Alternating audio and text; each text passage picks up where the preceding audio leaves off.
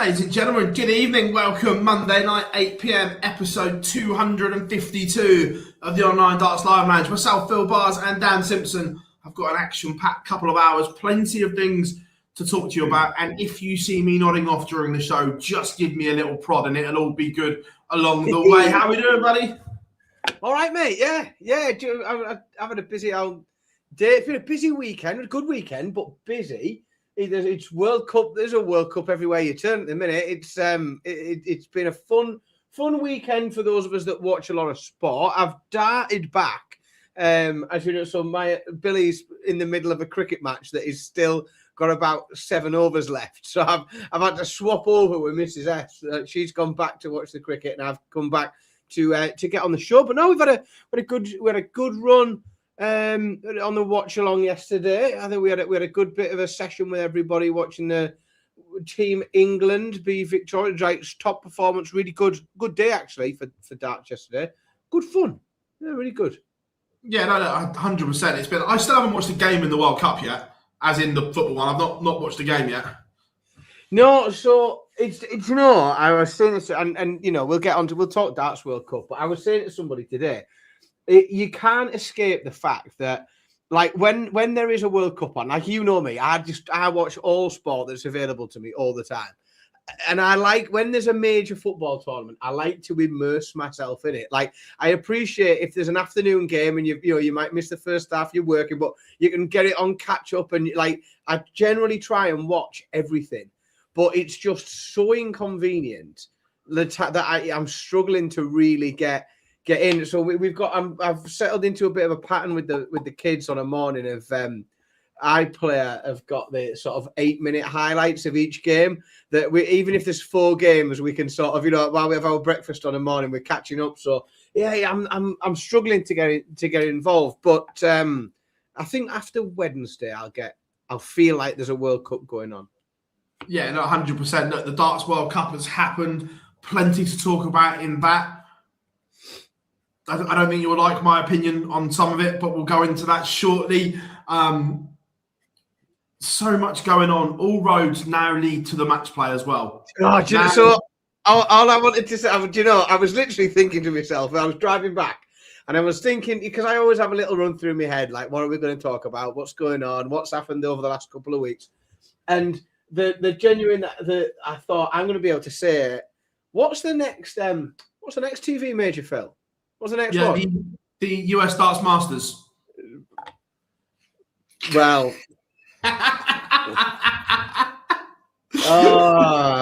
even in fact, I get pelters all the time for taking the PDC line on things, but even I am not having that as a televised major, Philip. Even I will not allow you that one. Right, before we dive in, let's jump into the chat room. Dell is in. How we doing? Malachi, as always. Shelty, Mark, good evening. Kay, Warren, Michael, how we doing? Owen, Dean, Wayne, pleasure as always, my friend. Marcus, Daniel, Lindsay is in. Rob, how we doing, mate? Quinton from South Africa, good to see you in. Tom is in. James, how we doing? How we doing? Paul is in. Adam and his wonderful wife as well. How are we doing? Kelly is in. Big Johnny. Big Johnny is on the show with us next week as well. Everyone mark that one in your diary, but 3-man show next week. So that should be good. Seamus, how we doing, mate? John is in. Oh, chat room's nice and busy. I like it. Crowd, isn't it? It's a proper crowd. Yeah, see, normally we notice, and I don't mind saying this, normally in the summer, we see live numbers drop off a little bit because people are still out and about because it's nice and light. But then the watch back is bigger. But it's just going from. Well, we had a good crowd in. In fact, I've just had a look back. We had a very good crowd in yesterday for the watch along. Like that was a well watched show. But I think I did take the opportunity quite a bit to remind people or introduce new people to this and to make sure that when they share it, I mean, share if you're watching along, share it to your family WhatsApp. You never know. Your mum, your nan, some of them, they might like to come and have a chat darts as well. So yeah, share it to the family WhatsApp and see if you can get it. We are on the cusp of a big marquee round number subscribers we want to hit before the match play. So we're nearly there. We are almost there. How are we doing, Rob? Good to have you in, my friend. Just seen Cape Verde drawing with Spain. Oh dear, what happened there? Do you know? They popped up on my phone as a notification. Genuinely thought it was a glitch. I mean, so they don't follow me for a punt because Dan Simpson's banker of the day, my banker bet of the day was over 1.5 first half goals. So a nil, which I still maintain. Like when all things are happening as they should be, it's a solid bet. That 11-10, like that's a solid bet. But I don't know what on earth's happened there. I shall look forward to watching the highlights. Apparently, the 40-year-old Cape Verde goalkeeper had an absolute blinder. Good on him. Get him in the fantasy team. Love that as well. Teresa is joining us on the treadmill. Love that. Kevin, how are we doing, my friend? We've been on that journey. We've been getting the steps in lately, haven't we? But we've been doing it. We've been posting gym selfies. Training well. I'm not going to lie. Today it's all about just getting to the end of the day. I'll reassess my life choices tomorrow. Today's about still being here tomorrow, isn't it? That's all it is. Yeah. Today's about assessing my life choices. I'm on 19,000 steps so far today. You can always tell when I'm in a bit of a health and well-being mood because I'm wearing my Apple Watch rather than a proper watch. So it's the quick way to tell what mindset I'm in. If I'm wearing a watch that ticks its hands round, probably means I'm into beer and takeaways at the minute. Before we crack on, Rob, does it sound better or worse? Just out of interest. Because for this, I never use the setup that we use for the watch along streams. This I love. The Cape Verde goalkeeper gained 1.4 million Insta followers during the match. More echo. 2 seconds. Let me remix required, Philip. Remix. This is the remix. Yeah, I've got my audio mixer going through something at the minute, but I don't control it. Bloke from our IT department at work told me if I use a bit of software, press a button, it'll sort it all out for me. I've put that on. Hopefully that'll be all right for the moment. I think you sound all right to me, but we need to do this properly one day, don't we? One day we need to be. We are fighting, folks. These podcast people, these podcast people, of which we are allegedly, that always wear headphones all the time. They're constantly sat for hours with a big set of canned headphones on. And Phil and I have resisted, and we've resisted that urge. But then last year, you and I sat in quite a nice podcast studio, didn't we? And we put the headphones on, and it was quite a nice. It was quite a nice feeling, wasn't it? It was quite. So we may at some point have to cross that. Yeah. Or I actually just set up the setup properly, like I do for the watch along when I've got the decent mic in front of me. But let's go into it. The World Cup has happened. All talk was about could Luke and Luke work as a team? Could the dream team fire? Was it going to be Lampard and Gerrard all over again? The answer was emphatically no. England are World Cup champions once again, Dan, and they did it in some style. Let's be fair. Do you know what? They got it. I think coming in as a seed, and we'll get to comments made by others about the structure of the tournament and seeds and what they do when. I'm sure everyone in the chat room will have an opinion. But in fairness, I'll back myself here. Called it solid on the watch along. I thought they just got it perfect in terms of they got better each time. They didn't peak too early and sort of have the opportunity for it to go wrong. They got progressively better as the tournament. They didn't start particularly well. They didn't start playing particularly well, and it didn't really look like it had clicked right up until the final. But each game, when you analysed it, it was each better than the last. So they progressed very well. They headed on an upward trajectory all the way through, and they were just superb in the. It was one of the best finals performances we've we've ever seen. The World Cup, when you start to track statistics and averages and things, the World Cup's a bit of a pain in the ass, because what you tend to find is all of the records for top performances and high averages and things like that, they're all held by people who've only ever had to play, 3 legs, 4 legs, something like that. So, it's a bit disjointed when you play such a long format game, but they were absolutely superb, really, really incredible in the final. And I felt it was a bit harsh on the Dutch, because they'd have beaten any other England performance in that tournament. The way the Dutch played, they played very, very well, and they played great to get there. But I thought it was a great World Cup. It was really good. Loads of good games. It was that middle section of the final when England took it away from the Netherlands, when they were averaging 111 at that one point, and it was just unplayable from the pair of them. And look, they really clicked. And look, there were bumps along the way. Spain had chances. They were 5-2 down to the Welsh, but they found a way. They dug deep. And Joel said, I agree that Luke Littler was the captain on paper, being the highest seed, but Luke Humphries played the captain's role unbelievable in that team. The calming influence, and you see a couple of times where Luke Littler looked round just for the nod from Humphries, just we've got this, and so on, and he just played it to perfection. And I liked it from moment one when they got there on day one and they were interviewed, and what are you going to do different, and they were tongue in cheek. We're going to go to the toilet together.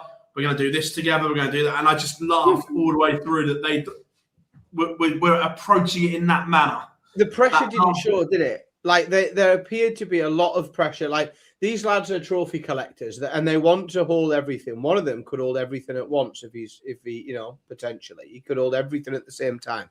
And they wanted this, and they also knew that they were a bit let's be honest, right? I haven't got a better word for it than they were. I think they were both a bit embarrassed about last year.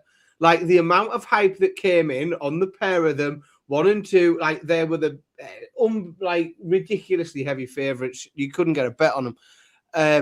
And to crash out in their first game, you would have expected them to feel like there was, or even show some pressure, but I didn't see a crack anywhere. I thought they were really, really well. I don't know whether it was just well rehearsed. They presented very well. They hid it well, but it came across top. Yeah, 100%. Couple in the chat room. How we doing? Great Showman is in. Devil77, how we doing? We'll touch on that in a minute. Johnny, yes, Pete is in. How we doing, my friend? I hope you are good. No, look, we were saying Luke Littler was captain on paper, officially, but Luke Humphries played the captain's innings, if you get what I mean. Almost a bit like, I hate saying this, at Arsenal, where Odegaard is captain, but we all know Declan Rice is the captain of that team. He played the captain's innings, and it was a bit like Luke Humphries. He played that role. The same as the Netherlands. On paper, Van Veen was the captain. There was only one captain of that team, and it wasn't yes, Jan. I don't think Michael van Gerwen called him captain, did he? And if he did, it was incredibly ironic. Because he went, "Good morning, captain." Yeah. We didn't call him skipper, did he, all the way through the back end of the tournament? Yeah. David, how are we doing? I just thought it was an incredibly mature performance from the pair of them, and the 170 against Wales, and then when he won it, the picture of Luke Humphries with his arm around Littler and Littler with his head on his shoulder is just, I think it's one of those iconic pictures that we will see over and over, because we don't see things like that often. And it was just caught in a moment. The photographer PDC Europe used did an unbelievable job at that, and just capturing those little moments. Yeah, I thought, and the World Cup is the World Cup's good for that because it shows, and I do think it's timed quite well as well because lots of people, we get them in our chat room all the time, they claim at this time of year, after 17 weeks, that they are sick of seeing the same thing. They say, I'm sick of seeing him play him, and it's that same every single week, different arena. Not great if you're at the venue, not if you're on the telly. And we've heard it all from everybody. And I think the World Cup is so different. We see so many different things, so many different characters, people, just different ways of approaching the game, some good, some bad. Again, we see people that have been knocking lumps out of each other for the last few months as adversaries and playing finals, and all of a sudden they're thrown together as teammates. That's not just England either. There's a number of countries where all of a sudden adversaries end up having to play. Absolutely brilliant for cooking up stuff like that we don't see the rest of the year. And like you say, though, there's always some good photos and clips and things that clever people can clip up and reuse because we just don't get that. I'd love more of it. I'd love if, and we'll come on to it, but if there was a way to develop it even more, get more people involved, expand it even bigger, I'd be all for it. I love the World Cup. We'll come on to that. Look, the Netherlands. Johnny says, would MVG have tried so hard if he wasn't in the slam? I'm not convinced he would have been there if he was already in the slam. But I thought the Netherlands were superb. And we asked questions of Michael last week. It was all right doing it in Copenhagen. Could he back it up? And he did. At spells, it was vintage MVG again this weekend. There are actually encouraging signs that maybe the penny has dropped. And I thought that team complemented each other really well.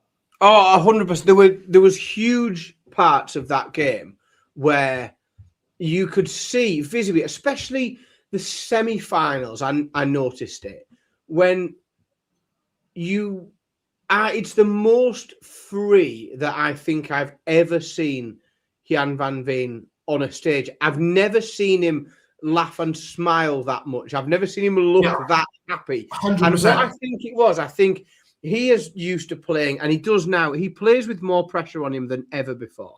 Like he's higher ranked than everything than ever before, but he's a known player. He's expected to win matches, and that is difficult. And there's a lot of pressure on him.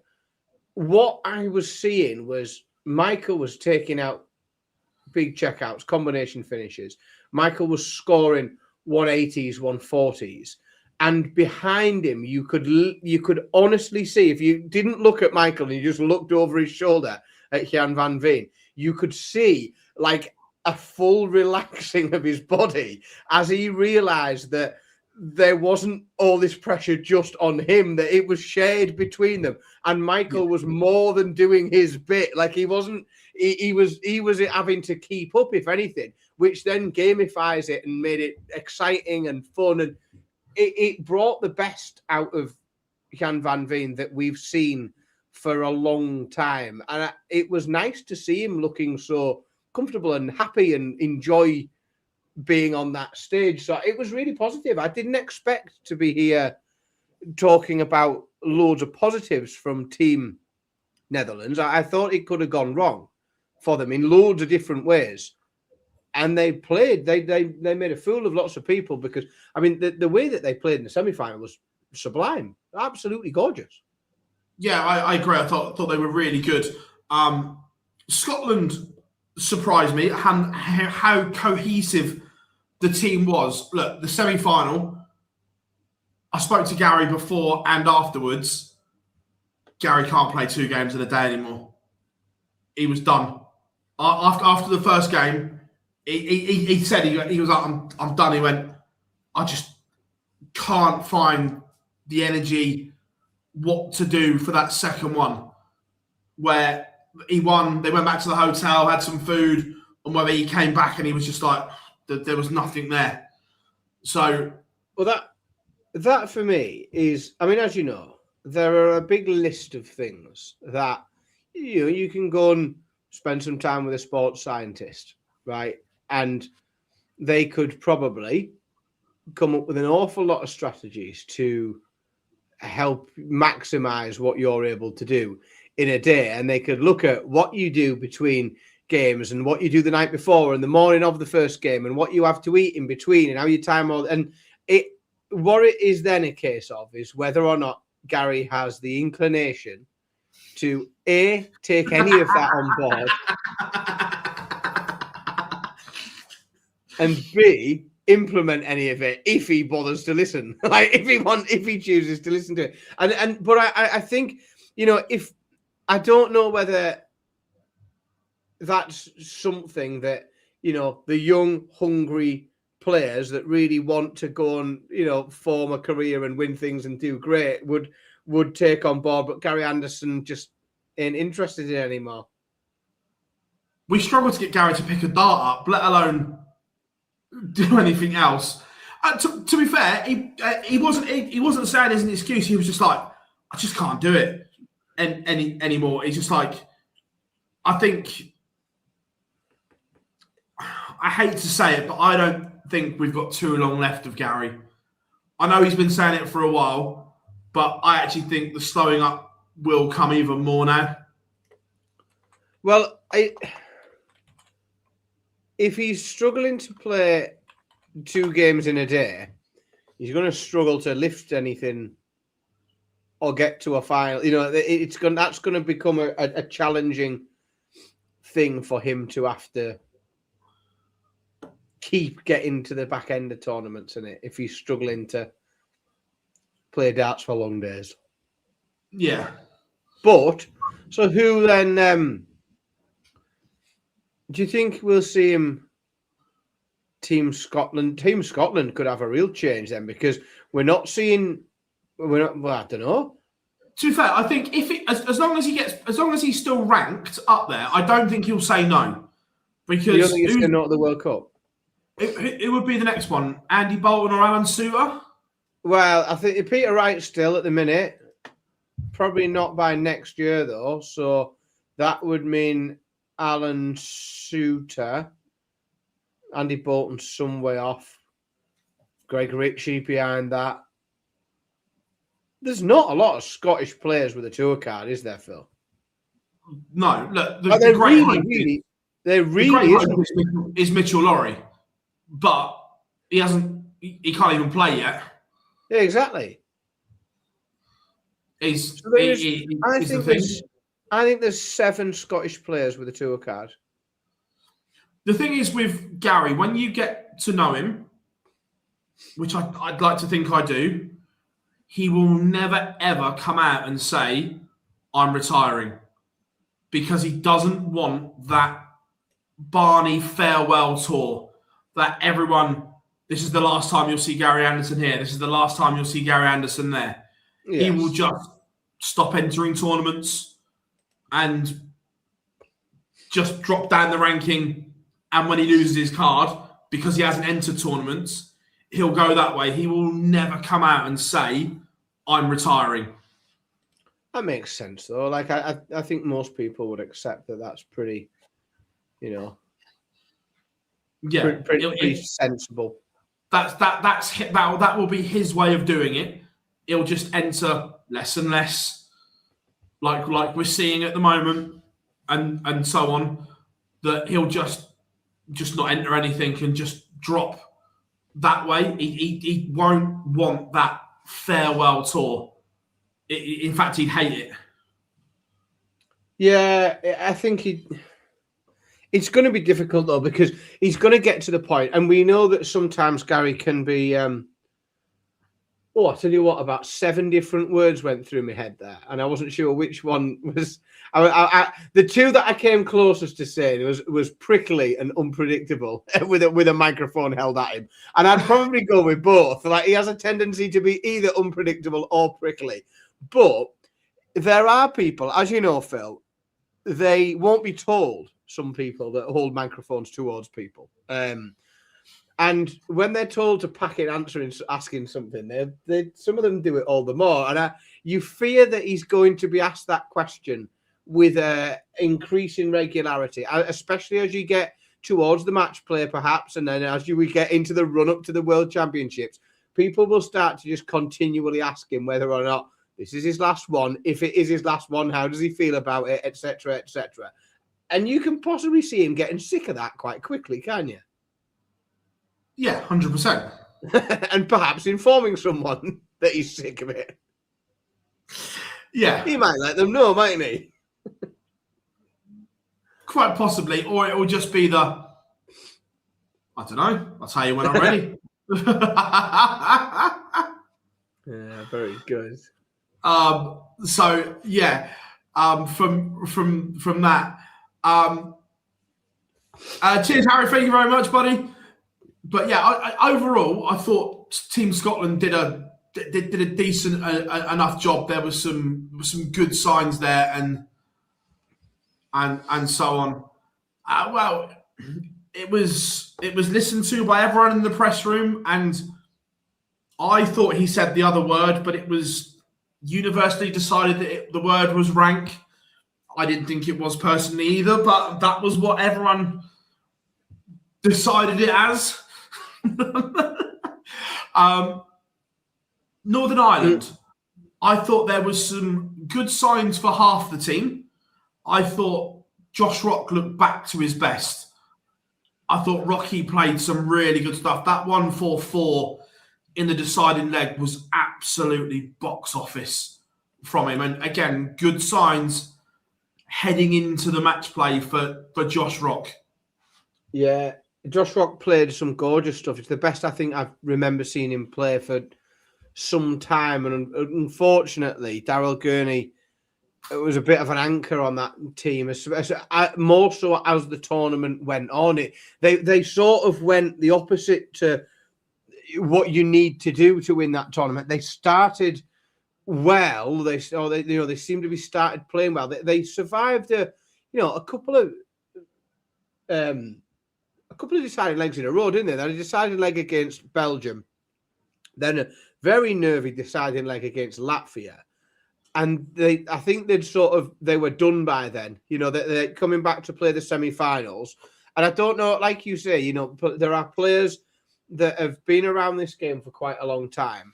And there are a number of them who struggle to play an afternoon session, then come back in the evening, and to make sure that, everything that they do in between that to prepare themselves is accurate and correct and gets the best out of them in the evening.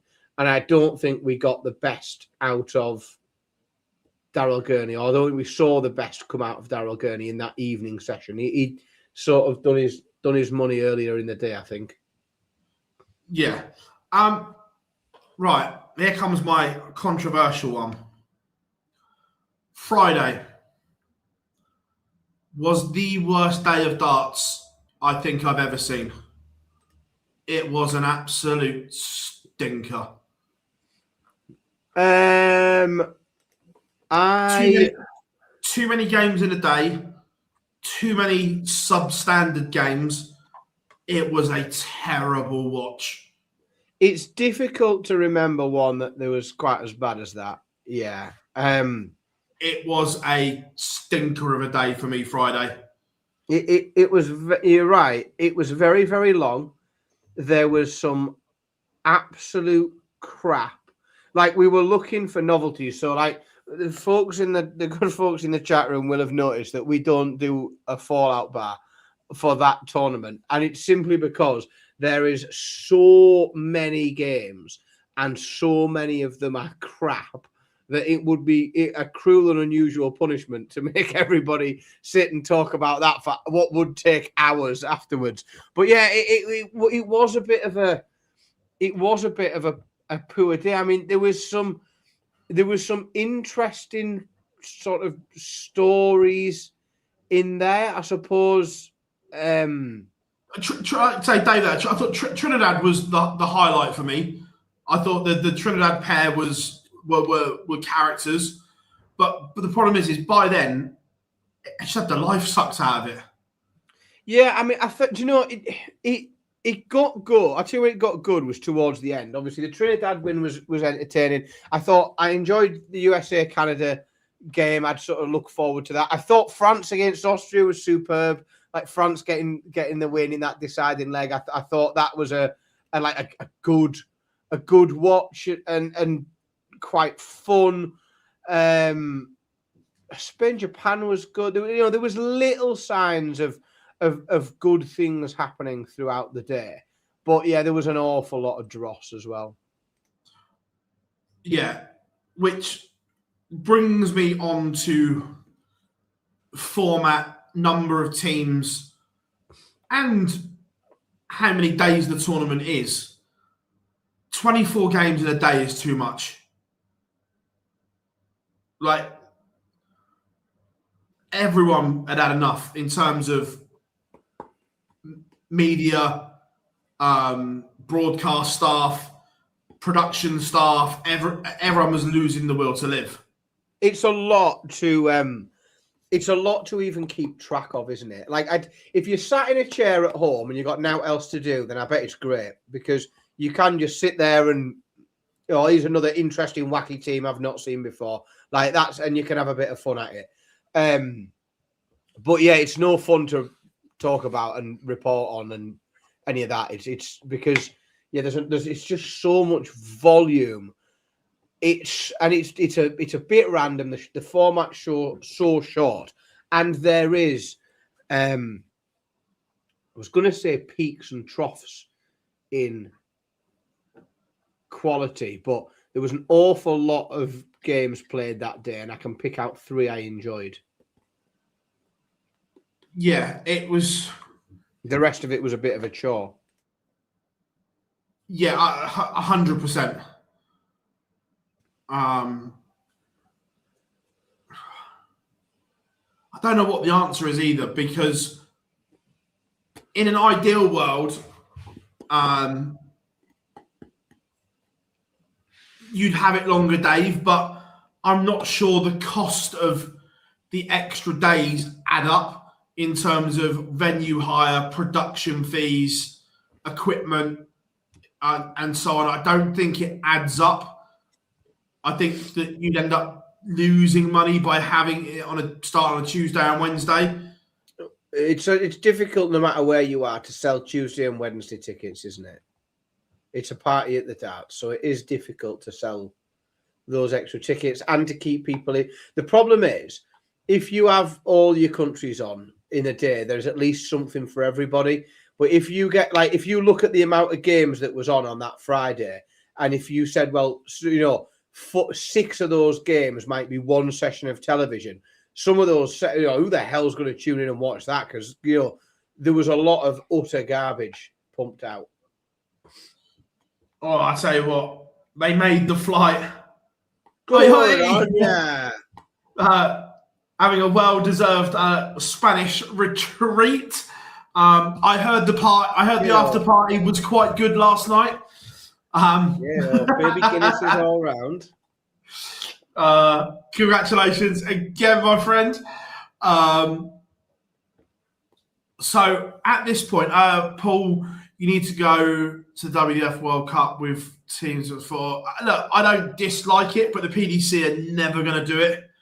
The PDC are never going to go to 4-man teams. It took them long enough to go to pairs, let alone they're not going to drag. 4-man teams, 4-person teams would be like, I've always said that I want, like, the dream, I think, of a World Cup format, and this doesn't work, like, so everyone can like call it out as nonsense, but it is the dream, right? So you know how like we'll get some stick for referencing wrestling again here, right? But you know, like, if you were to build like an old school attitude era like WWE stable, right? What you need is like the big name who goes for the world title, and then you need your tag team, and you need the women to do your female to go for that belt. But I almost think that's sort of what, like, in an ideal world, the World Cup, you would have like your captain, who plays individual, like they play individually in that, and then you have your pairs team, and they play obviously in a pairs format. You then have a female. Now the difficulty is, and like I, as much as anybody else, wants to see the female side of the game continue to grow and develop, where they get the same opportunities and certainly opportunities to earn income as everybody else does. But I don't think the talent is deep enough in all of these countries. I don't know what the female Mongolian dart scene is like. It might be brilliant. I might be making a complete misjudgment, but I think you're going to struggle to make that really competitive. But I would like to see, a team where you've got a male player, a female player, a pair, whatever different things that you can ball on. I'd like it to be as wacky as, me. I want it to be as bonkers as you can get it. So I would also play, sorry to jump in as well, because I would reduce the amount of countries. I know it's a World Cup, but in order to facilitate all of that, and across the male, female, pairs, etc. sections, I would play a mixture of all the different types of darts match that you. So I would have some games played match play, some games played set play. I would have a double in section, whether it be whether the pairs section. So I'd maybe make it so that the women played leg play, the men played set play, and the pairs played double in. Because I just think, well, why not? Why not make it as fun as possible? Because it's not ranked. So therefore, if it's not a ranked event, you can fanny on with it as much as you want, and no one can really moan too much, can they? Nobody can say, "Oh, well, it's cost this deal. They're dicking around with this, and it's costing me ranking points." No, if it's not a ranked tournament, then let's fart around with it, and let's have one. Let's have one round for leg play and something for set play, and then play double in. And it's a World Cup, isn't it? Do you like? The thing is, right? I get it grows or it's meant to grow the sport in certain areas, but we're getting the same teams coming back, and I don't see them improving. Do you know what I mean? Yes. Where I look at the Portuguese, they're worse than when they first came in. That's based on one bloke getting a lot worse, though, isn't it? Really, but even his partner, and then look, Trinidad was a story. Granted, that was the highlight for me. That was an unbelievable story. Singapore is just every year it's about Paul Lim, right? Long may it continue. Yeah, look, the fact that Paul Lim is there is great, but how often or how can we keep going saying it's growing when Paul Lim is still there at the ripe old age of 70 odd? Yeah, we're not seeing the development though in some of those markets, are we? Correct. We still aren't seeing an improvement in, and they've got 1 billion people to play. In India, we're not seeing the level increase and develop. They picked up one leg again this year. That's all they've managed to get on. I think there are shoots of hope. France being one of them. We Spain being another, but these are very much Western European, very familiar countries that we're mentioning here. These aren't emerging markets. 100%. And look, we've seen New Zealand go on average 78 in both games. I love that area, but again, that's an awful return from the New Zealand pair. Slovenia, both averaging 79 in their games. Hong Kong shit themselves when they knew they only needed 3 legs. You can't put it any other way. When they got to 2, those next 2 legs were horrific.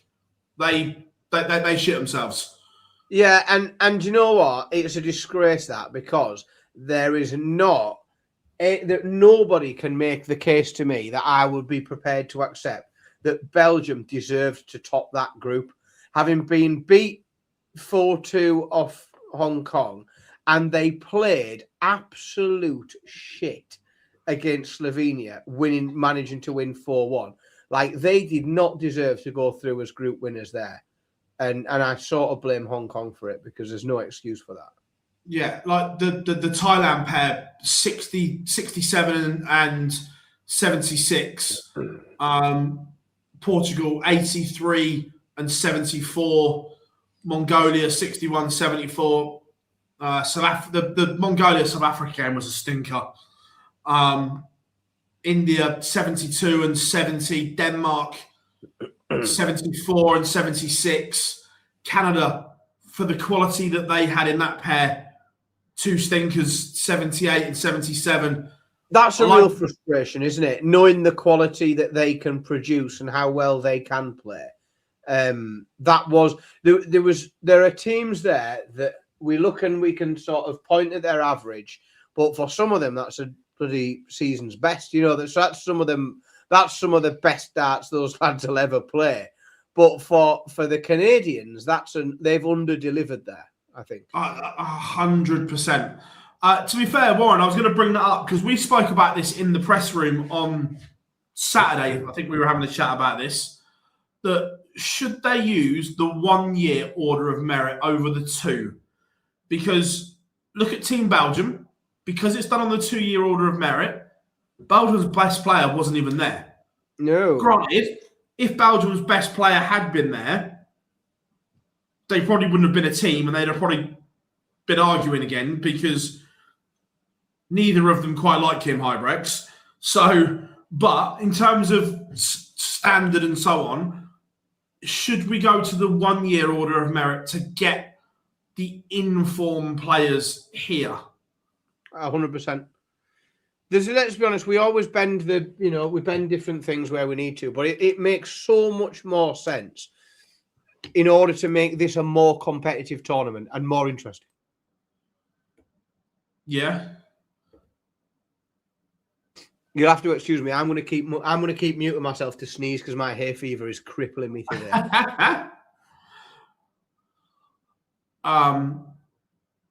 Yeah, I just think that there's, like, again, we just need to somehow improve so there's not these stinkers of games.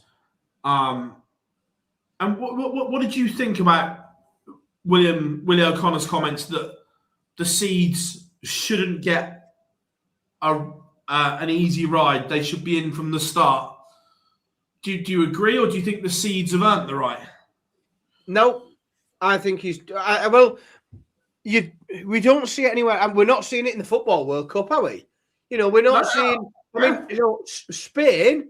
Lots of people's tip to win the World Cup have just drawn 0-0 with Cape Verde, and that is evidence in and of itself that they shouldn't be seeded, should they? Because they could get turned over and they could be out. So why on earth would you? Like, why would you protect them? Like, I 100% agree. I understand a need and a want to seed tournament brackets because, like, and if you just get blunt and say, like, sponsors only, the last thing you want is to find that you go to a World Championships and 5 of your top 10 are out after round 1 because you've still got to put bums in seats and you need people switching on the telly to watch it. And I understand seeding brackets. That makes sense to me. But not having seeds play doesn't make any sense to me at all. I don't understand it. And we don't see it in other sports. Like, you don't see it in tennis. You don't see it in golf. Like, you don't see in golf, and we just say, oh, the top 16 don't have to play till the second day. Or they still have to make the cut, don't they? So if you think of golf and you got a cut, you know, they don't make everyone else make the cut and then start with the seeds. Like, you just play because you're in the tournament. I would just have them in, yeah. It's an interesting one. I love the fact that Willie then doubled down the next day on it as well. He wasn't just happy doing it once, he then doubled down on it as well. But I don't think it's wrong. Yeah, I agree. Johnny's comment here is quite right. He didn't complain when he got a bye in the Worlds as a seed. Good point. Yeah, I mean, but I just don't. I don't like the idea of seeds skipping rounds in anything. I don't think it's. I don't know why. Yeah, I don't know why. There are certain areas where when you've got really tight turnaround times of tournaments, and you can only get a certain number of games played within the time that you had. It used to the way the World Championships used to work at Ali Pali, there wasn't much else you could do with the numbers that you had, the number of sessions you had, the number of games you could get into a session. Like there was only so much that you could realistically do, and bringing the seeds in when you did made a bit of sense. But bringing the seeds in late at the World Cup is again, I don't understand why. The crowds were in. We've noticed from the Euro Tour in continental Europe in general that they do things a little bit different to what we do over here. So the Thursday night was okay. The Friday afternoon wasn't great, but the afternoon sessions never. I don't know. It wasn't horrific, but wasn't great. The Friday night was decent. Saturday afternoon was okay. Saturday night was good.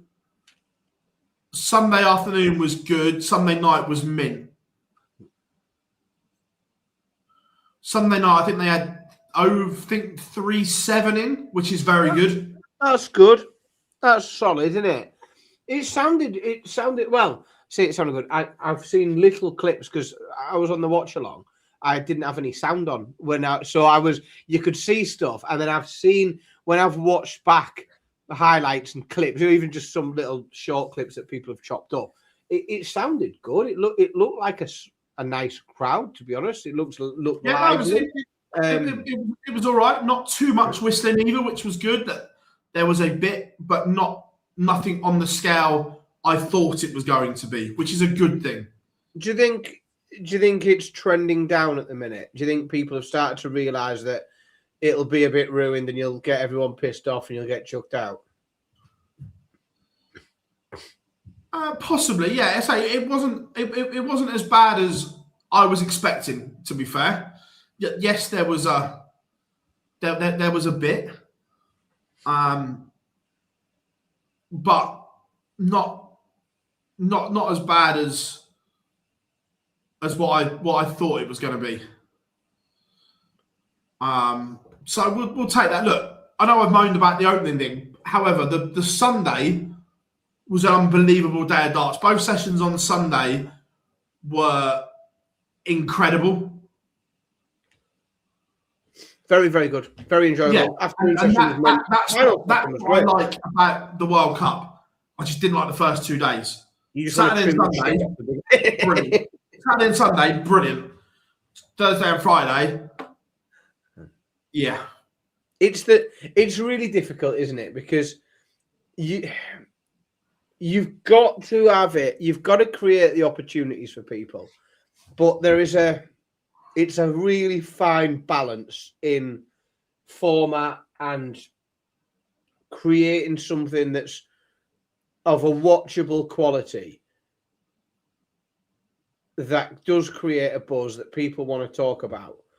When in reality, but then the thing is, surprise, surprise, the seeds are seeded for a reason, and you end up with your final four being your top four seeds, and everything sort of ends up where really we all knew it was heading. You know, one beat two in the final. Yeah, you know, your final four are your four seeds, and you have 1 versus 2 in the final. But again, everyone predicted it 100 different ways, and it's a bit. Some of it's difficult in it because when you've got those, you're looking for the surprises. Like you're not at no point are you picking a team out and saying, "Well, if you've got half a brain," you're not saying, "Oh, well, you know, they're a dark horse to win it." Like you're picking dark horses to like win a match, and they're winning matches against crap teams as well. You know, like we talked. You know, we had Hong Kong down as dark horses. You know, to because they might come through against Belgium, who are bobbins. So it's difficult to pick even a bit of a chaotic shocker and a bit of a chaotic run, because the notion that someone can go on a run to the end and lift the trophy is sort of fanciful. That there are only 5, 6 countries that have won it: England, Scotland, Wales, Northern Ireland, and the Netherlands. Anybody else? Australia have won it. So there are only a handful of nations that have ever won it, and some of them, Scotland have only ever won it once. So if you've only won it once out of 16 occasions, can you write that off as a bit of a one-off? Well, I think you're going to have to. Oh, sorry, Scotland won it twice because John Henderson won it and all, didn't he? With Peter Wright. So you're never going to get a Poland or there are two. The way the draw is structured, they've got to win too many games against players that are better than them. They've just got to win too many games against better players. I think it's going to be, realistically, now that they've got that one off their back, I think, especially if we don't see Gezi Price again next year, this is potentially just a trophy that's handed back and forth between England and Netherlands for quite some years to come. And that's the danger that I agree that don't get me wrong, Nick Kenny is a good player in his own right, but he's not Gerwyn Price. He's not one of the best 5 players in the world, which in my opinion Gezi is. So yeah, when you look at it, Scotland at the moment are going to go backwards, I think. Mind you, there's a question mark around who plays for the Netherlands next year, because it could be Van Veen and whoever, because if Michael drops, Michael might not be there next year. Yeah, it could be Van Veen and Noppy, but it also could be Van Veen and Wessel Nijman. And if I was to put my 50 pence down, if I was to put my 50 pence down, I'd probably be saying next year, I think it might be Van Veen and Wessel Nijman. And again, I can get quite excited about that as a pair. I think that's an interesting prospect to see them. And I still think, trophy could be traded backwards and forwards. I don't know. We talked a bit on the watch along yesterday about Wales came very, very close to beating England. Do you think that?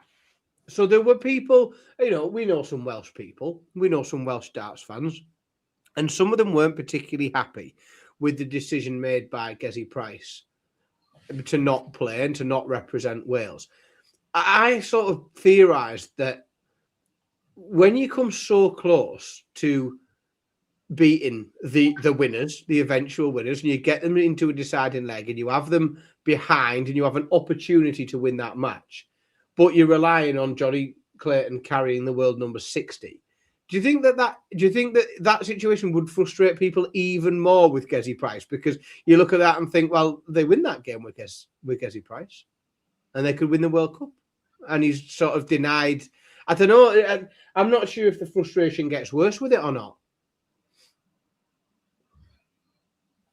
Yeah, quite possibly. But like you say, it's that thing of as long as the England team is Littler and Humphreys, it's going to take a pair like Johnny and Gezi, MVG and Van Veen, MVG and Nijman. Outside of them, unless you get England early, I'm not sure you're going to get them. A bit like this tournament. They were vulnerable. I say vulnerable. They've averaged 94, 96, 101, 102. In pairs, that's very, very good. But I just think that that England team is they, so dominant that it may only be 2 teams that can beat them. Yeah. And I think some of these teams get weaker next year, Phil, as well. Like, I think this is the issue. I agree. But because I think Northern Ireland are a weaker team next year. I think Scotland are a weaker team next year. Wales, again, we don't know. And I'm talking, those in the latter stages. Germany, who knows? I think that's a lottery. I'm not sure they're going to get better.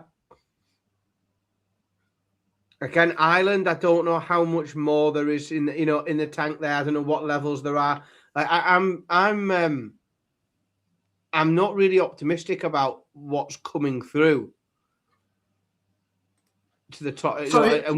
There's some good talent there, but I don't think it's going to challenge. So again, chat room as well. What would you change to make the World Cup better then? From what we've had this year, how would you change it, and what would you do to make it better? First thing I would do is host it in the northeast of England. Obviously. So that I could go.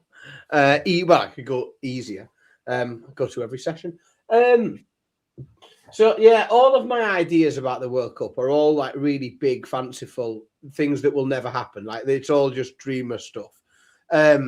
It's genuinely difficult to come up with some recommendations about things that would actually make an impact and make a difference.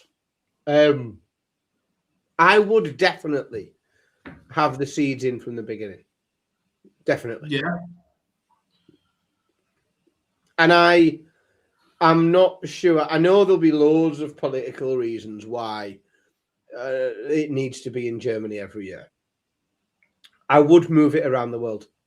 I wouldn't necessarily say that whoever wins it hosts it. Like, it's not Eurovision, because again, otherwise we'll end up having it in England and the Netherlands every year. It'll just rotate between the two.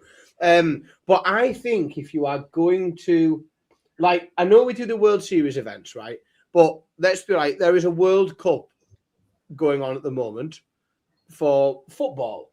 And people in Canada have never been more interested in football. They're absolutely going wild for it. Like, there is something about having a World Cup of anything take place in your country that makes people tune in and pay attention to it. And if you do that in North America, people will pay attention to it tenfold compared to the people that pay attention to the US Darts Masters, right? That you will get so many more people engaged and interested in it because you've got lots of stories of people coming from all over the world. Like, the thing that I would change is I would use that as my, what is my number one target market to grow darts? Well, I will hold the World Cup there. And I'd make that decision every year. Where am I trying to grow darts the most? Where's my key territory? Right, well, that's where the World Cup is this year. The only issue with that, though, and again, I'm putting the commercial head on here, sorry. Right now, you've got a commercial gold mine in Germany because, Sport 1 and DAZN both pay for broadcast rights in Germany. Viaplay have the rights in Netherlands, and is it RMT or whatever it is in Belgium, all within in travelable distance to where it is. Now, if you put it in Canada, like you said there, one of the reasons we don't have a World Series event in Canada is because there is no one that is willing to pay the broadcast rights for it. So it's not going to get seen because the PDC aren't going to give it away. No, why would you give your product away when you're already selling it for good money? But are we not in a position where, and this is where I might make myself look a fool, right? But Sky Sports show the World Cup and it's in Germany. So why does it matter where the World Cup is played for people willing to show it on the telly? But in Canada, there is no broadcast partner at the moment, is what I'm saying. That's part of the reason why there's no World Series event in Canada, because there's no broadcast partner willing to There's pay the nobody money going to to get show it right. locally. No one's got the budget to do it. Is it broadcast on Bahrain TV as well? Probably. So by moving it to Canada to target that audience, if no one's willing to pay to broadcast it, then you're not putting it in front No, of I get it. audience.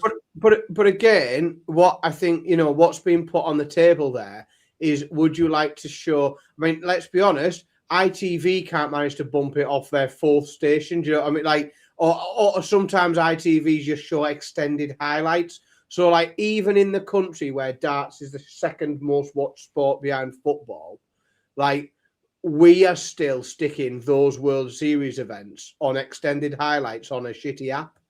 So, what I think the key issue there is perhaps product and sellability of that.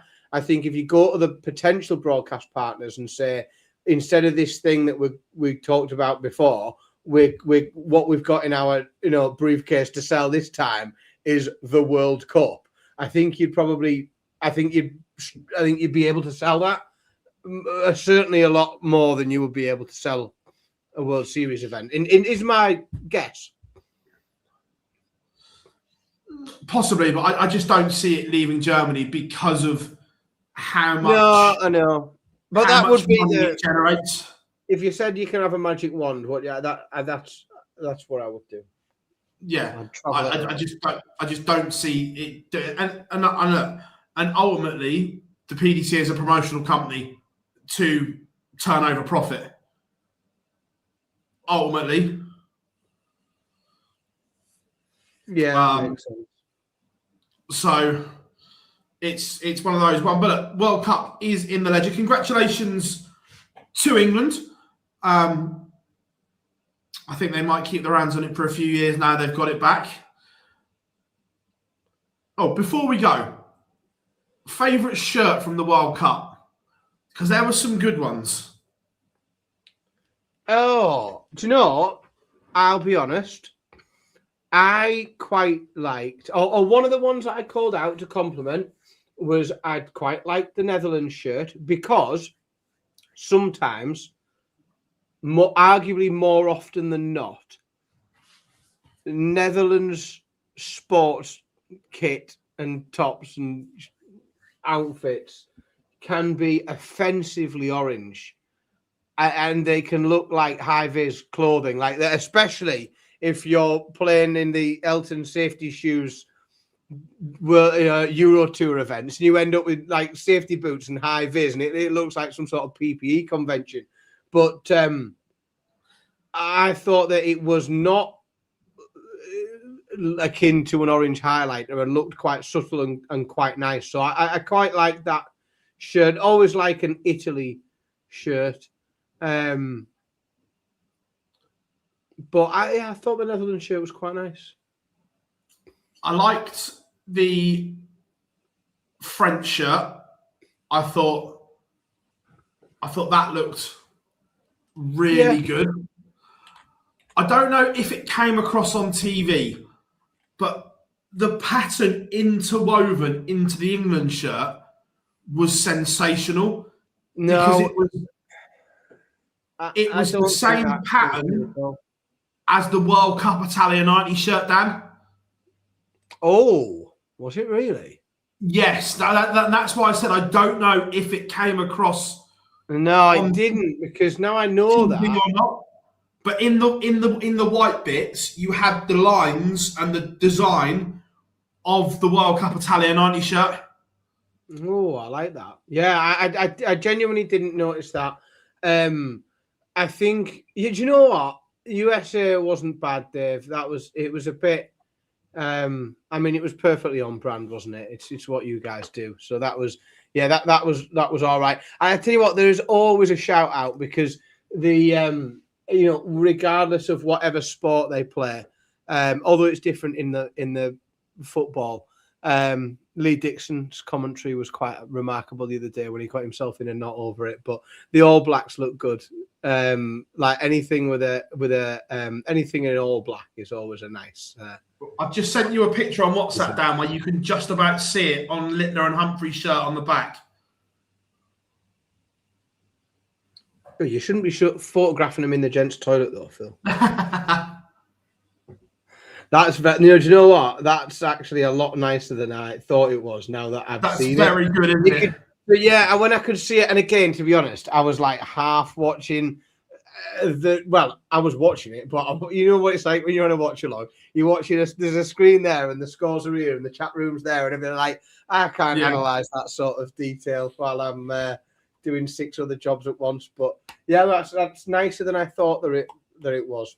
But no, I thought the USA shirt can have a nod.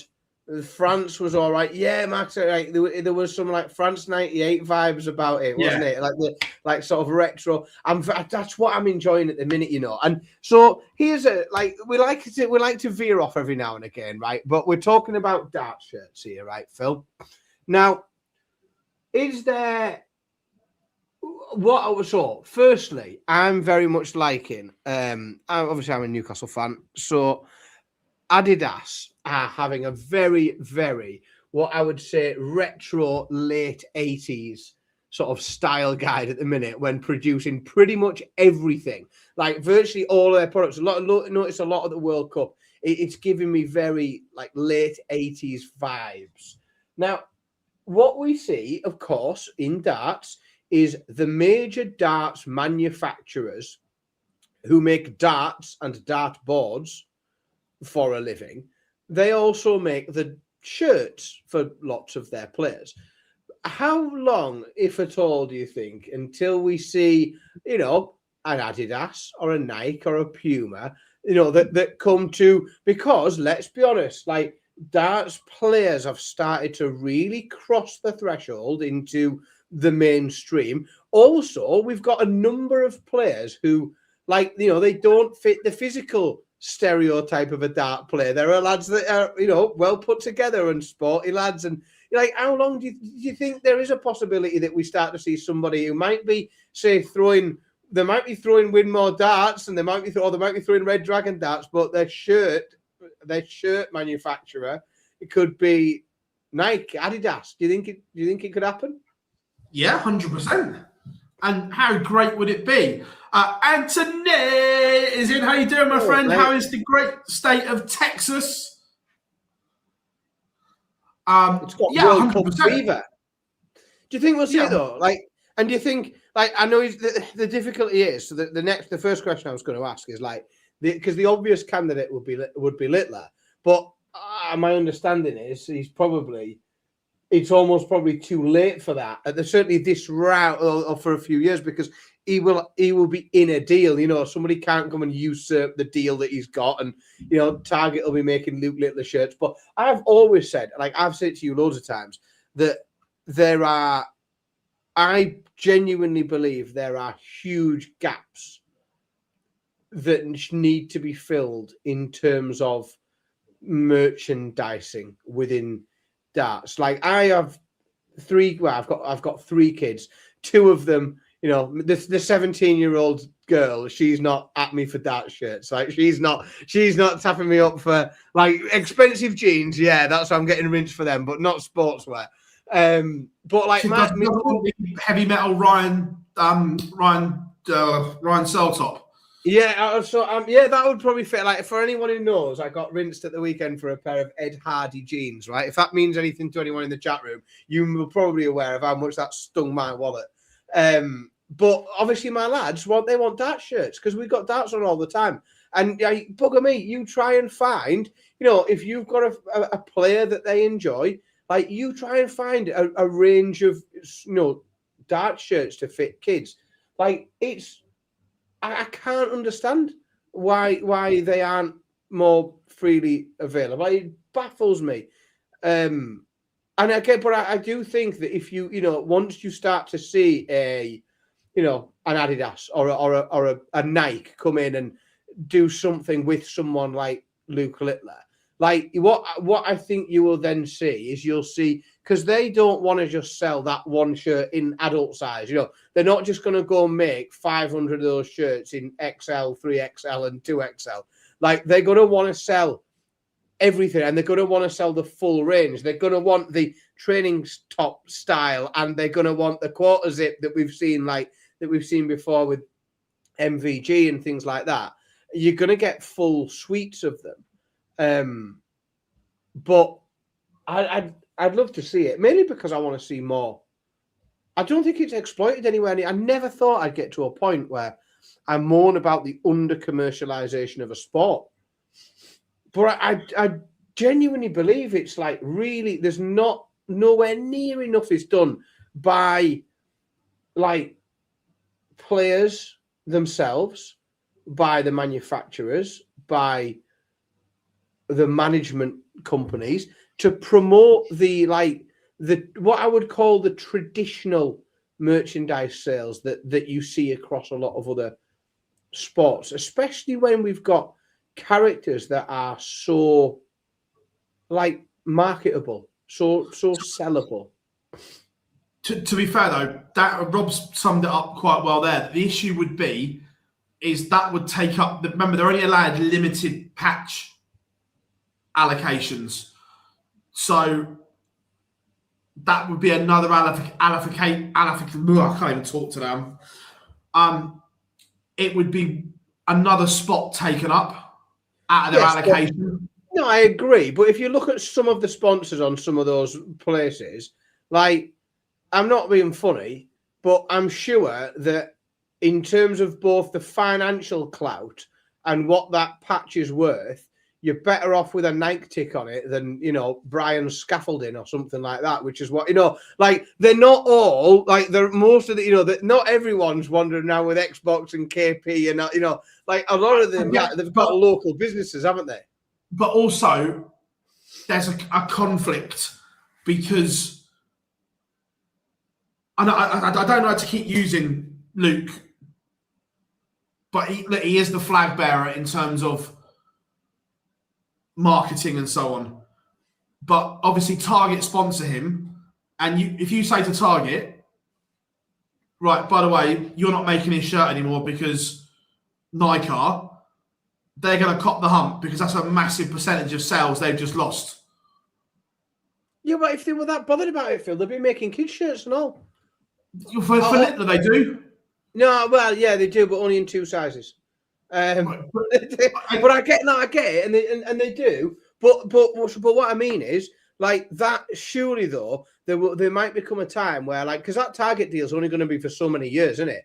And when you get to the end of that contract, if somebody comes in from an Adidas who comes in and says, right, Luke, we want to make your shirts for you, like, Target are going to have to think, oh shit, well, how do we compete with that? Because when it comes to making shirts and selling shirts, you can't, because you can't compete with it, because Adidas can run one advert saying we're selling Luke Littler shirts, and you're probably double what's been sold in the last 2 years, because it's not just the shirt, is it? It's all the other bolt-ons that goes with it. There we go. There's some common sense. Scrap the patch allocation. Let them look like a Formula One car. Why do we? Yeah, I mean, what's the what is the reasoning behind the patch allocation? Has anyone ever come out and said there is the reason why they're only allowed X number of patches is this? I think so. It doesn't look ridiculous, basically. Well, it's the same as Premier. It's the same as football teams. You're only allowed a certain amount. You're only allowed one front, one arm, and one on the back. Yeah. But yeah, it's different, though, isn't it? Because we're talking about very, very different amounts of money. Some of these lads, we've seen lads turn up without a sponsor sticker on, haven't we? Like, we've seen. I tell you to keep some with you. When you go to events, I tell you to keep some stickers with you, just in case anyone's missing a patch. Just go and stick an OD logo on.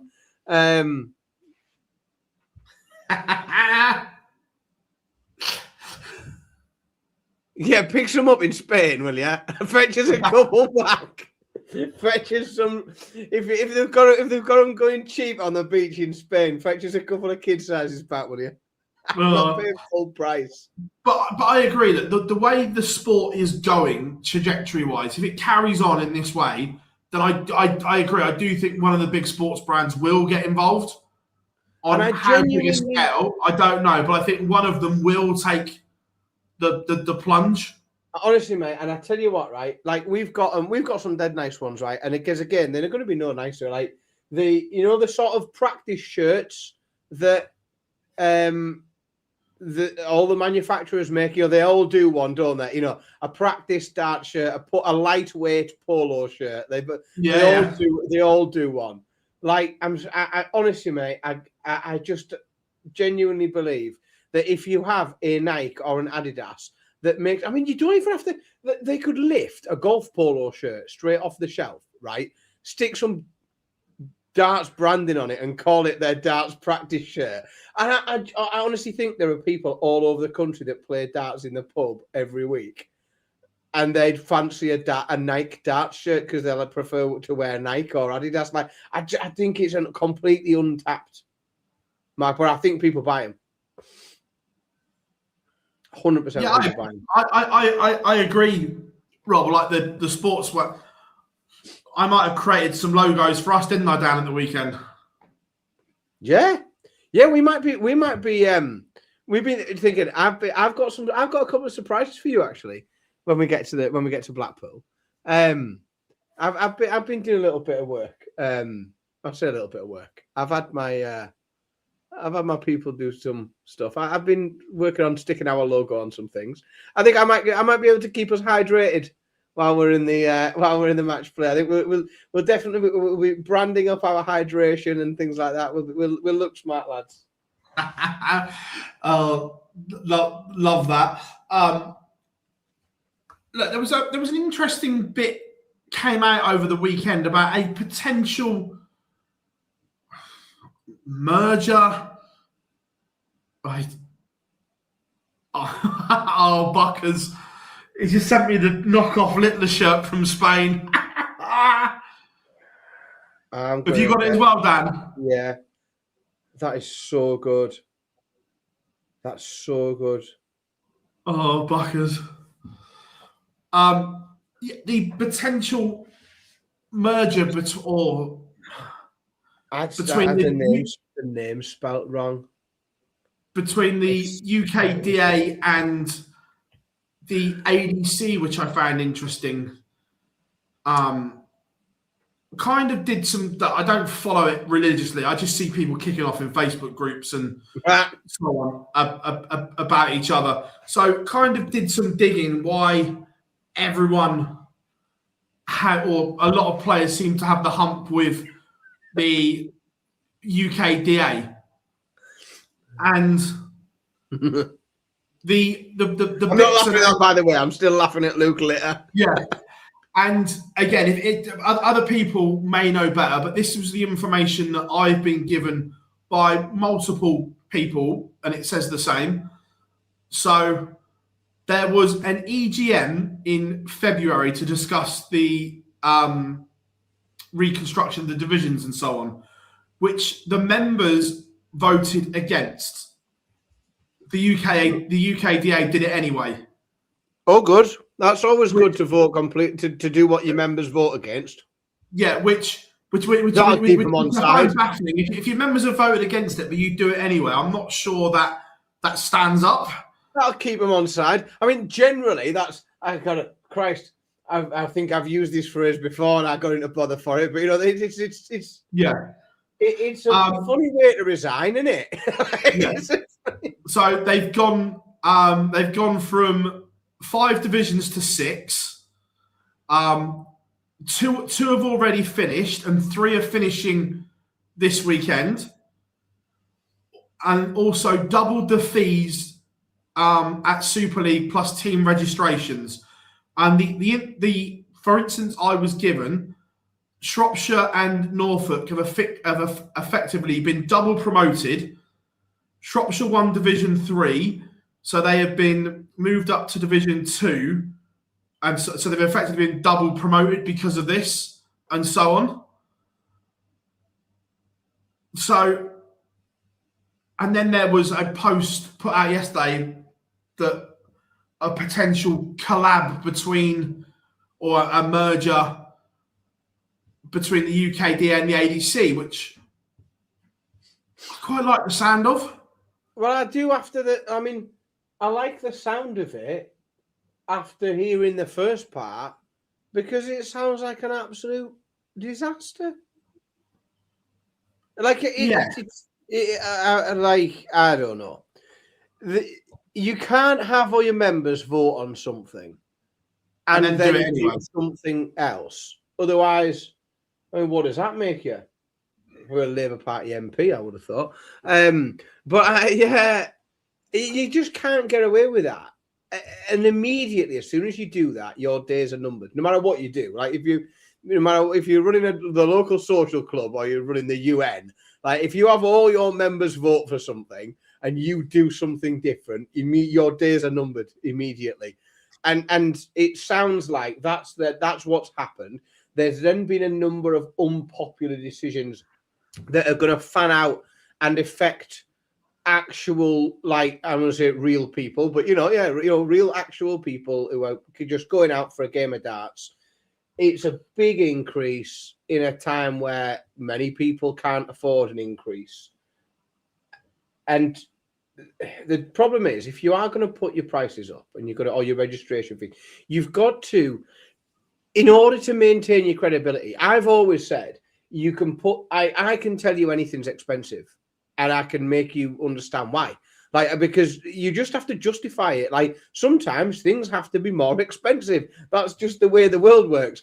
And the way to do it is to not, like, it's to keep people understanding the thought process and the reasoning for that, is to explain to them why this has had to happen. We have had to put the prices up because X, Y, and Z. And this is what's happening with our overheads. This is what's happening here. And this is the justification for it. When you do that, most, not everybody, most sane and sensible people will look at the justification and think, I understand that.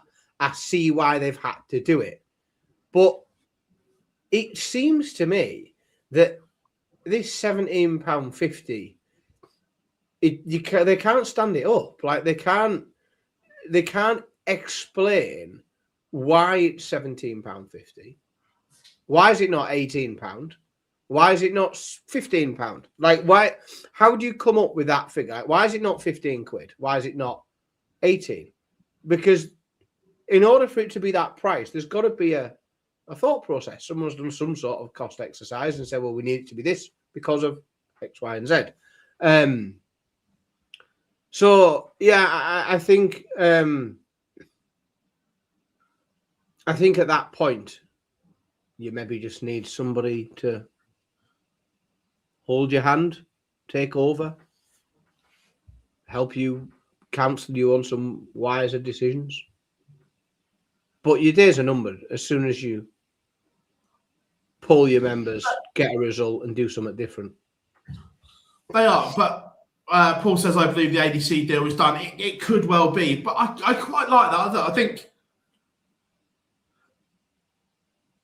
I think the ADC have done a really good job with amateur darts over the last few years, with the vaults, the level ups, the tour events, and so on. And look, is there a place for county darts?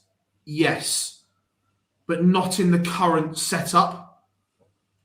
I don't think it's been feasible for a long time. Do you know what I mean? Where you're asking people to travel a 14-hour round trip for 5 legs of darts potentially, and so on. So I'd like to see what twist and how the ADC go about it. And I think it's then good because you can then move the county scene into the ADC structure potentially. So I'm interested and intrigued to see how this develops and works. Yeah, very much so. Very much. Yeah, I do think it's quite exciting. Like we've said for years, and we've had different people from different organisations come on and have a chat with us. Everybody's invited all the time. Anything that makes it better is a good thing. And when I say makes it better, I mean for the people who are actually like turning up to play darts. Like that's what that's where it needs to be better, and they're the people that need it to be better for. And I do think we've talked a lot about the ADC and different things that they've done, and I think sometimes it's easy to focus on the wrong things, because sometimes it's easy to focus on a big pot of prize money and think that that's the best thing. Now, it is good, it's brilliant, it's amazing, and it's great that big prizes exist in the amateur game. But the most important thing to get right is to, in my opinion, enhance the experience of all of your players that turn up every week to be involved. And I think that we've seen that.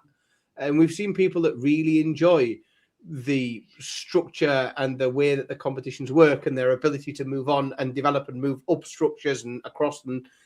That's going really, really well. So, yeah, let's see what comes next.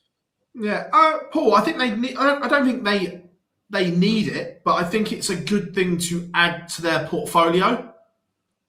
Look, would the ADC still thrive without county darts? 100%.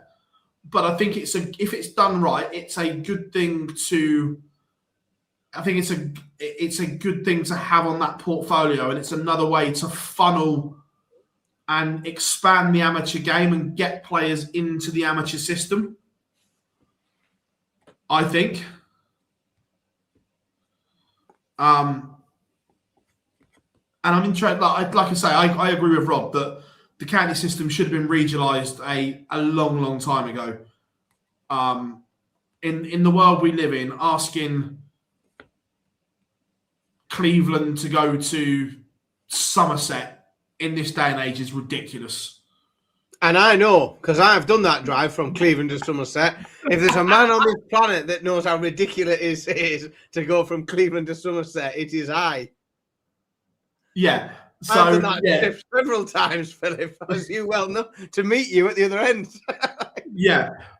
So I think it would be a good thing to if it comes off, I think it will be good. And so on. So yeah, I'm interested to see how it pans out over the next few weeks and to see what announcements we get. Also, we did the announcement of lit darts being launched. I'm quite interested in the concept. Someone asked if those shirts are going to be available. I believe so. Yes, the franchise shirts will be available. Look, still more details to come out on it, but I like the concept. Very fun. We like anything that's a bit fun. We like chaotic. And I've seen a lot of things online saying, like, I've seen a lot of darts fans online go, if I want to go and watch shit, I'll just go to my local pub. This isn't aimed at the typical darts fan like you and I. This is aimed at a completely different audience. The same as if you watched, should I call it boxing? Yeah, we'll call it boxing. If you watched the boxing that was on the DAZN at the weekend, that is not aimed at the boxing purist. It's not aimed at the fan, if you like, the old school fan of the Queensberry rules. It's aimed at a new and different generation that seemingly wants to intake sport and entertainment in new and interesting and different ways, and their focus is more towards entertainment than on entertainment being the words. Entertainment is prioritized over quality of outcome. That is without question the priority for a lot of different organizations at the minute that are trying to do something that's a bit disruptive. There are a lot of people at the minute trying to disrupt traditional sport by going and doing something a bit wacky and focusing completely on not thinking, how can we have the highest level of this sport played? Because you can't do that. Like, I think the only decent goal we've seen at that, and again, it's very different, but like Live Golf had a go at thinking, well, how can we replicate like the highest level of a sport, but then do something different outside of its current structures? But this is, again, very different, and it's not aimed at people who just want to see the highest averages and the best checkout percentages. Like, this isn't what. Correct. There's gonna be live music, DJs playing, and everything like that. So yeah, this is very much different. Is the thing. This is very much aimed at a sports star, celebrity clientele that it is darts. Darts is just a bit of a byproduct. I'll tell you what I've noticed. It is darts in the public domain lately. Have you managed to watch any, and not that I like to push other people's podcasts because they certainly aren't recommended ours, but have you managed to watch any episodes of The Rest is Football on Netflix yet? With Lineker and Shearer and Micah Richards. So no, that's not my preferred football podcast, if I'm being honest. So they're over in New York for the World Cup, and obviously they've got interesting people every day on there because it's a daily show they've got with Netflix. But you remember the old Top Gear track leaderboard? Yeah. So what they've got a dartboard up in this, like a New York loft that they're filming it from. And they're doing a round of speed darts. So everybody that comes on, every guest gets 45 seconds to throw as many darts or score as many points as they can. And the leaderboard looks exactly like the sort of Top Gear leaderboard. So we might like darts is like it is massively, and again it's being that crossover partnerships, and it's that entertainment. You know, people aren't there to see the highest level of darts possible. What they're watching is like, isn't it funny to see whether or not Frank Lampard can outscore Alan Shearer in 45 seconds of speed darts? Like, and people are wanting it for the fun rather than the pure skill of dart throwing.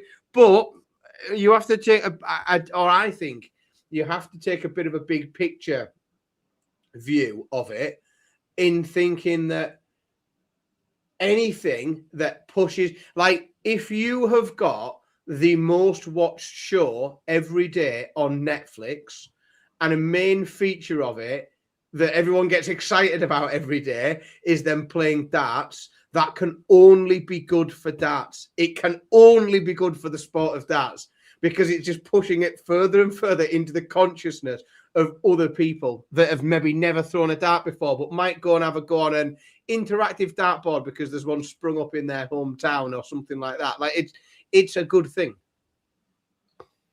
Yeah, no, 100%. Like I say, I'm more of an overlap person myself. The World Cup show's good. I'm not a big follower of. In fact, I don't really interact too much with the Rest is Football. But the Netflix show for the World Cup, it's quite good because I'm struggling to really, like I said to you earlier, to like really integrate myself with the World Cup this year. And the new episode drops every morning at 6 a.m. on Netflix. So it's been handy as my like early morning, like remind me there's a World Cup going on. It's good. It fits well. Pro Tours return tomorrow and Wednesday. We've got a bit of an updated list of absentees. So missing will be Nathan Aspinall. He's probably got the mother of hangovers from hell. We'll talk about that. I'll tell you what, I know some people have got some hangovers at the minute, right? He's got to have the worst one of all, I think, hasn't he? Elias is missing again, obviously. Luke Littler is sunning himself in Spain. Stefan Hendrick, Gary Anderson, Mensur Suljovic, Michael van Gerwen, Oscar Lakaziak. Luke Humphreys missing tomorrow, but playing Wednesday currently. In come Joe Hunt, Derek Coulson, Tommy Nishman, Daniel Ayres, Tommy Morris, Kristen Wickenden, Nathan Potter, Aidan Kirk, and Harry Ward for tomorrow. Now, I've got to say, the Aspinall Stag do look like there will be some stories to tell one day, because just the Instagram pictures looked hilarious. Yeah, I tell you what, every one of them, do you know what they looked like? They all looked like Sunday afternoon Minehead. That's what it looked like. It looked like Sunday afternoon Minehead if it was sunny, and like that feeling and that look. You can see people that get a pint and just sort of they're looking at it and they just aren't sure whether or not it's gonna make them better or worse. That risk that they're about to take. Yeah, good on them. Good on them. But again, we talk about a crossover. But the fact that I know he was on his stag do and so on, but Nathan Aspinall having his picture with Mary Earps and Ella Toon, and them then sharing it on their social as well, that crossover darts into that world as well. Again, it's only good for darts. It's all good. 100%. So that is good. This weekend as well, the first European tour in Slovakia. Looking forward to see how that all looks, how ticket sales are, and so on for that. It's an exciting one. Yeah, the biggest sort of question that I've got around that is I'm intrigued to see venue, what the ticket sales are like, what the atmosphere is like, because it's always interesting when we go somewhere for the first time, but we often sort of know what to expect. But I think this is I think this is a really interesting one. And here we go. The newly crowned World Cup winner and the back-to-back champion of the world is in the house. How are we doing, the Nuke? Hope you are good, mate. Congratulations on yesterday. How's the hangover? It can't be as bad as his old fellas. I heard celebrations were quite good, lad. Yeah, I think good on him. I tell you what, if you can't celebrate winning a World Cup, what can you like? What's it worth bothering celebrating after? You might as well celebrate everything. Yeah, you can't celebrate. I mean, yeah, I as a man who's been accused throughout his entire life of looking for any excuse to celebrate and open a bottle. Yeah, if you've won a World Cup, by golly, get on with it. Yeah. Joel, it's not. It is the real Mr. Littler, the same as his dad's in the chat room as well. They are in Spain enjoying a nice little rest and recuperation while watching us. And I did get the picture. The masks are with them as well. I've got a party next year. You know, it's my 40th birthday party next year. It's going on the wall. That picture. It's making the wall of. It's making the 40th party wall of fame. To be fair, you know it's important when I get the invite over a year out. He's like, the calendar's not out yet. Blank this one off. Well, that's because the first thing do you know how hard it is to plan? Like for me to plan one date next year it's because there's so much. I understand now. You know, this is the some of the sympathy I have with the top 16. And we'll talk to them and they'll say like, well, I haven't got time. And in order for me to do something in my life, I have to miss something. I have to either not go and play in this or not play that Euro tour. Because like for us, I'm like, I'd quite like to have a party for my 40th. Well, everybody I know is busy with darts things. Well, when can you do it? Well, you can't. Christmas Eve, maybe about when I can fit one in. Which is why I had to send you a message and say, Phil, I think I'm having a party this weekend. Can you please reach out to anyone that knows the darting calendar and see if we can work out whether it can go ahead or not? Either that or it's just going to be me on my own.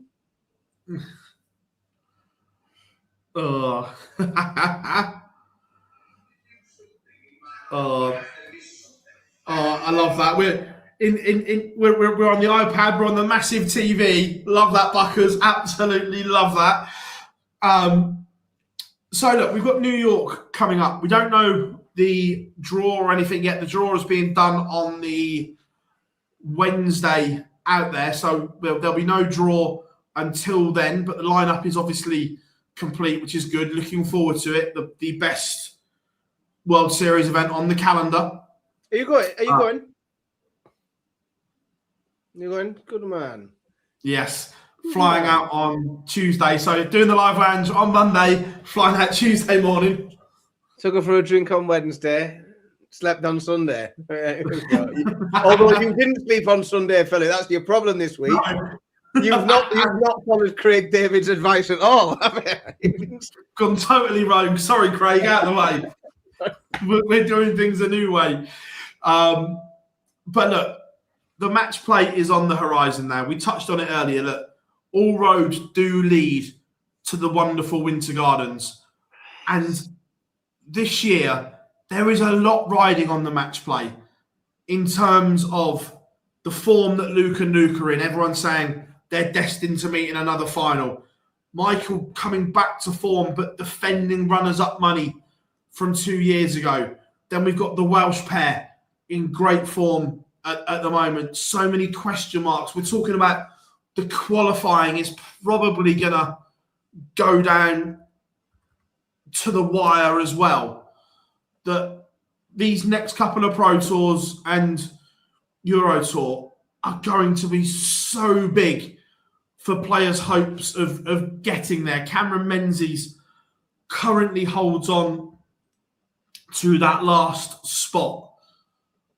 And is playing in the Euro Tour as well. He is. Where Damon Heta is searching for form and searching for a lot of it. I'll tell you something. He didn't find any of it in Frankfurt either. No. That was a rough weekend for Team Australia. There was not a lot there, was there? So, on the race, Joe Cullen sits 12th on 91. Joe's not getting caught, in my opinion. Daryl Gurney in 13th, 81.75. Is that enough? Or is that on the cusp? Is that the border? I think he's all right because I look at the names underneath him. So the key is, like, the main key at the minute is who can pick up Euro Tour money, because Pro Tour money just isn't enough. Phil, like, it's not enough to bridge the gap. And there's not enough. That's going to be Sebastian's downfall. That's going to be Białecki's downfall. It's not enough Euro Tours. No, do you know? I tell you, who could make a big jump. Like, and I know he's still like 20 grand away. But the most important thing is he is in the Euro Tour. Like, Cristo Reyes isn't out of this yet. Like, he's not out of the match play qualification just yet. Jeffrey de Graaf, we've seen like really good things from Jeffrey de Graaf recently. He's playing at the Euro Tour. So, like, he's only 10 grand back. It's still doable for Jeffrey de Graaf. But the challenge is going to be for them, and what will write it off is if Cam Menzies and Damon Heta pick up a couple of wins at the Euro Tour, then things are all of a sudden going to get very, very challenging. Really correct. Tough. But I tell you who's not far off at all, and is at the Euro Tour, is Sedlacek. He might be the most likely because he's the closest one in terms of just hitting distance of the qualifying spots, who's actually playing at the Euro Tour. Yeah, so Białecki is not at this European tour. Remember, this is the last European tour before the cutoff. So if you can make hay here, you put so much pressure on those Pro Tour events. Now, Menzies is there, which is a massive thing for him. At the moment, so MVG's not in New York, so he will go. At the moment, Van Veen is seeded 1, Clayton 3, Wade 4, Price 5, Bunting 7. They're all in New York. Now, do they play? Or are we going to get a whole load bumped up? I think that there'll be some of them, perhaps, that you could make a case for it being a good idea for them to play. I don't think we'll see most of them. I really don't. I think we'll see a lot of top-ups. Now, otherwise, effectively, they're going to be in Slovakia, go home Monday, fly to New York Tuesday. I think most of them are on flights to New York Tuesday. They're not going to do that then, are they? That would be ridiculous. That would be ridiculous. I don't know who's on the reserve list. Yeah, where would those reserves be drawn from? But also Euro Tour order of merit? No, so it's the qualifier. What Euro Tour is this? ET8?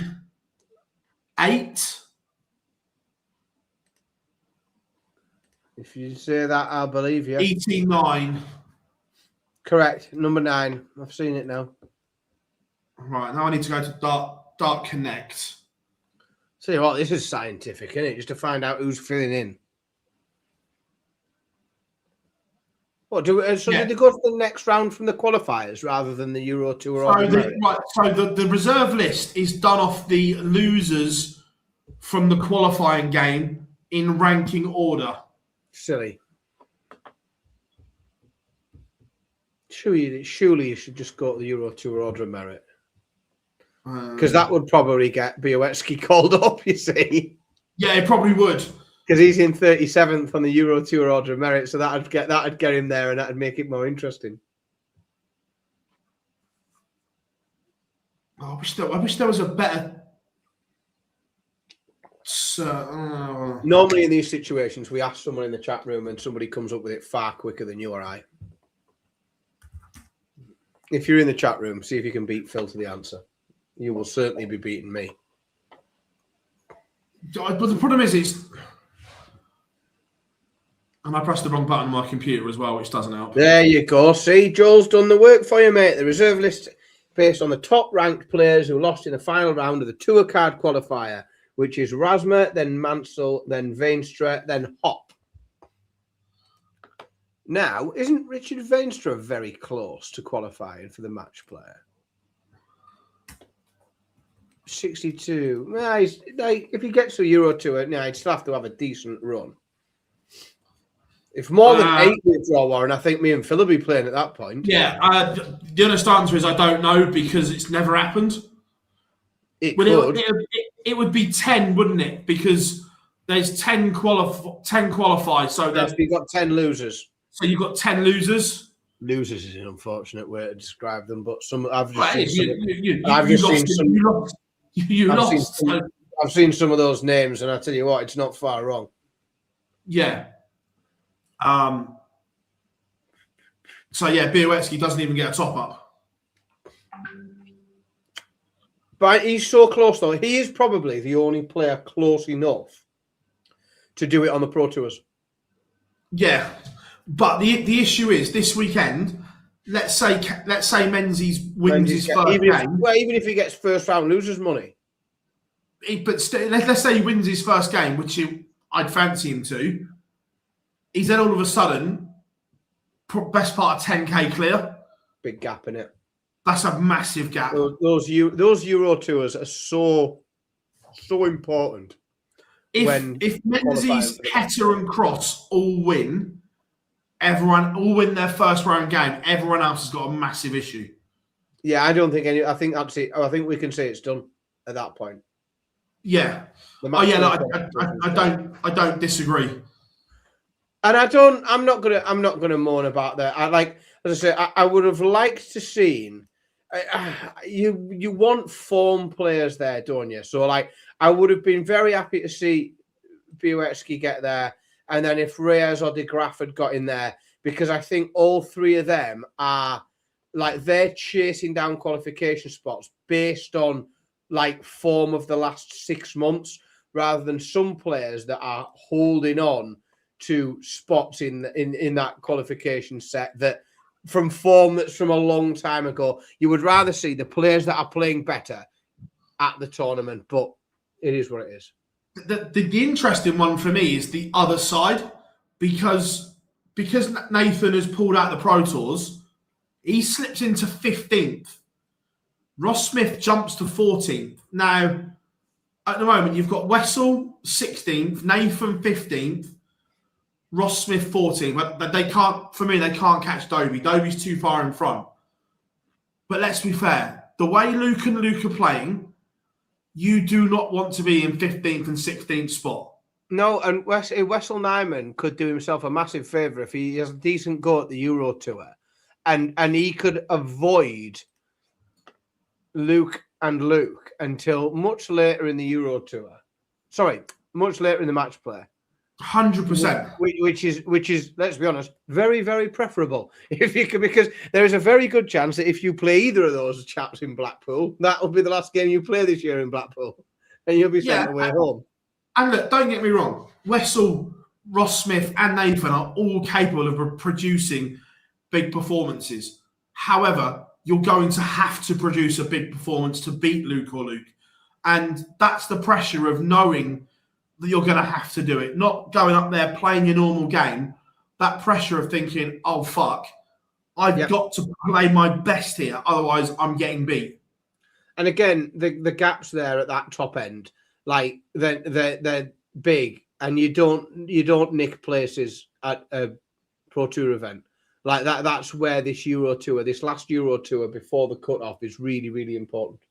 Yeah, I'm just going to have a look, because someone asked where MVG will fall to. Are you going to tell you what? You're going to have to scroll down there. I hope you've got a large screen. Right, so I had a look at this. It's right down. No, just from the match play, this is. So if MVG doesn't defend the final money, he's potentially dropping down to world number 9 after the match play. I tell you what, if he doesn't win something between now and then, Phil, it's gonna, like, the pressure is gonna be on to provide an explanation to justify that Premier League pick. You know, it's not. It's an easy one. Why? Rule 1. Yeah, exactly. It doesn't wash though. It's an easy justification. It doesn't wash though, does it? He's going to have to win something. Fuck me. The thing is, right, when look, the last month has been encouraging for MVG. So he's currently provisionally world number 20. But he's only one good runaway on TV from being world number 8. That's how tightly compact they are. Yeah, it's when that comes, isn't it? That again is the challenge, because they haven't been common enough lately. No, they haven't. You know, he made obviously, we know, the World Championship final year before last, but beyond that, that's the only TV final he's made. We know the match play was the last one before that. The match play is going to drop off. Like, if he doesn't make a final this year, obviously once that match play money's dropped off, he's got the World Championships money final to drop off as well. Like, I mean, in fairness, he could have a decent run at it for a year, because he's going to be defending bugger all. So yeah, you think next year he's only defending 214k? It's not a lot, is it? Like, for him, no. But so weekends work for him. Yeah, you think so? He's defending. He's got a couple of free hits coming up where he's defending very little. He's defending a winner's check at ET11, but then the European Championships first round money at the Slam, the Players, and the Europeans. So within those TV events, he has got a couple of free hits where perhaps he doesn't even need to win one. Where a run, say he got to 4 quarterfinals. No, a run will pull him up a bit. Yeah, they will pull him up cover a bit. a huge chunk because of those free hits. Does that make sense? Yeah, I get that. But I tell you what, there's a reason why people slip down the ranks because they're not winning games often enough, and he ain't. So I think when we're having a conversation to say that like he's made one final in 2 years, the idea that he rattles off 4 quarterfinals on the spin is, it's let's say unlikely. But this year he has made 4 TV finals.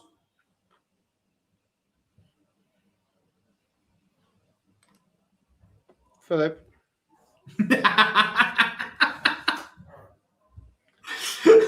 Like even Michael Van Gerwen doesn't believe that.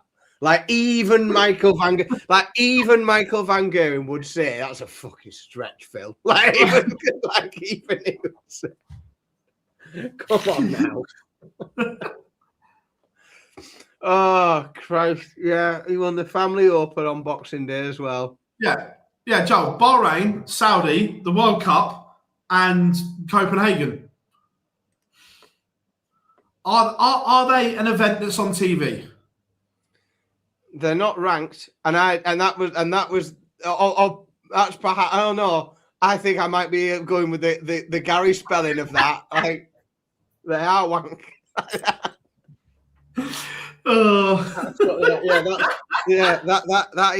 That's definitely wank rather than rank them. So, judging on your theory, then the Premier League doesn't count because it's not ranked.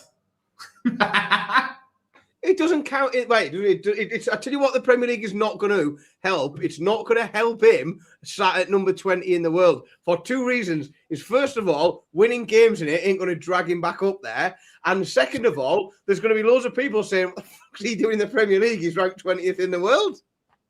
It's not going to help him on 2 fronts. That. Still, that's not as well. I still remember. Do you remember when they picked Gary when he was world 28? Yeah. For the Premier League. Yeah. And that's fine. I enjoy that. Just be honest, I know they're going to pick Michael. I think they probably should. Michael should probably be in there next year, no matter where he's ranked in the world. But I am very much looking forward to the world is going to challenge. And I feel like that you're going to be the target, more so than Michael Van Gerwen himself. I think more people. If Michael Van Gerwen is ranked outside the top 20 and picked for the Premier League, I'm telling you now, by number, more people are coming for you than him to moan about it. Oh, I can tell you now, he could be world 25 and they're going to pick him.